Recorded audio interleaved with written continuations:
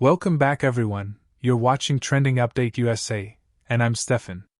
Today we're diving deep into one of the most important conversations happening in tennis right now, as Coco Gauff and Aryna Sabalenka step forward to call out the Grand Slams over revenue split, sparking a global debate that could reshape the future of the sport. Tennis has always been marketed as an individual sport, a place where champions stand alone and success is earned point by point, match by match. But behind the glamour of Grand Slam trophies, sold-out stadiums, and billion-view global broadcasts, a long-simmering issue has once again come to the surface: how the massive revenues generated by Grand Slam tournaments are actually shared with the players who make those events valuable in the first place.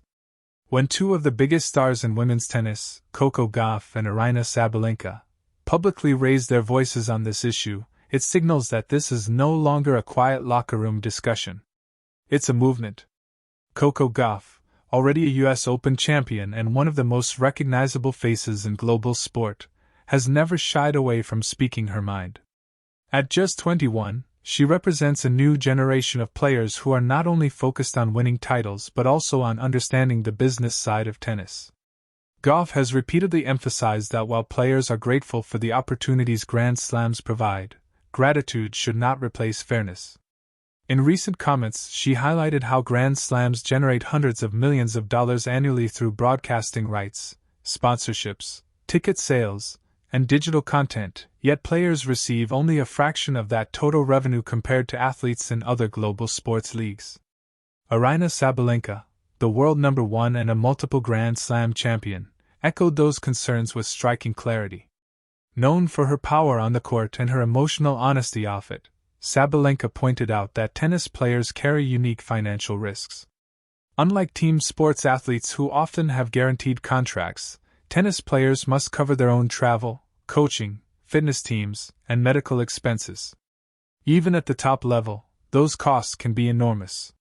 Sabalenka's argument was simple but powerful: if players are the main attraction, their share of the revenue should reflect that reality. To understand why these comments matter so much, it's important to look at the numbers. Grand Slam tournaments like the Australian Open, French Open, Wimbledon, and the US Open are among the most lucrative events in sports. Industry analysts estimate that these four tournaments combined generate well over $2 billion annually. Yet traditionally, only around 10 to 15% of that revenue is allocated to player prize money. By comparison, athletes in leagues like the NBA or NFL often receive close to 50% of league revenues through collective bargaining agreements. This disparity has long frustrated tennis players, but the structure of the sport has made collective action difficult. Tennis is governed by multiple organizations, including the ATP, WTA, ITF, and the four Grand Slams, each with their own interests. There is no single players' union with binding negotiating power over Grand Slam revenues. As a result, players often feel they are negotiating from a position of weakness, despite being the central product fans pay to see. Gauff's voice carries special weight because of her global influence beyond tennis. She is not only a champion but also a cultural figure, a role model for young athletes worldwide. When she speaks about revenue fairness, it resonates far beyond tennis circles. Gauff has emphasized that this conversation is not about greed but sustainability. She has pointed out that while top stars can earn millions, hundreds of players ranked outside the top 100 struggle to break even. If tennis wants to grow, she argues, it must ensure that more players can build viable careers. Sabalenka's perspective adds another layer to the discussion. Coming from Belarus and rising through the ranks without the same infrastructure enjoyed by players from traditional tennis powerhouses, she understands the sacrifices required to reach the top. Sabalenka has spoken openly about the mental and physical toll of the tour, and how financial stress can amplify that pressure.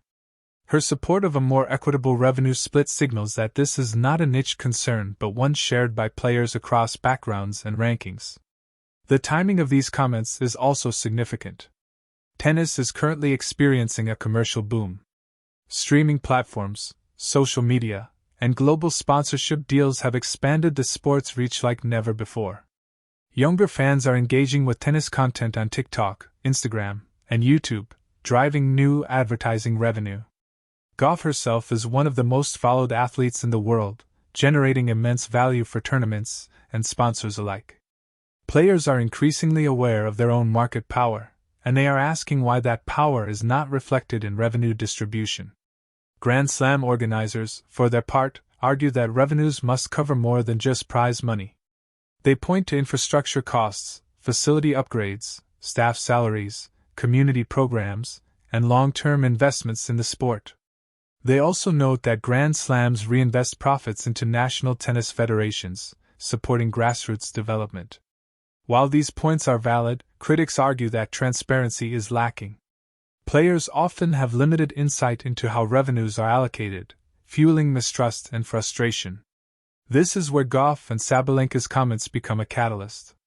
By speaking publicly, they are forcing a broader conversation about transparency and accountability. Fans are beginning to ask questions too. Why do tournaments sell out year after year while early round players earn sums that barely cover expenses? Why does a first-round loss at a Grand Slam still represent a financial risk for many professionals? These questions challenge the traditional narrative of tennis as an inherently fair meritocracy. The debate also intersects with gender equity, an area where tennis has historically been a leader. All 4 Grand Slams offer equal prize money for men and women, a milestone achieved after decades of advocacy.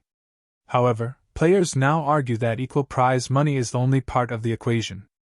If the overall player revenue share remains low, equality exists within a limited framework.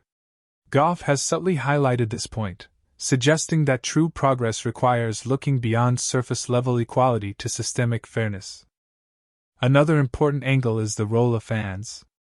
Tennis thrives on its global audience, and fans increasingly align themselves with players rather than institutions. Social media has humanized athletes, allowing fans to see their struggles, injuries, and behind-the-scenes realities. When stars like Gauff and Sabalenka speak out, fans listen, and that attention can influence sponsors and broadcasters.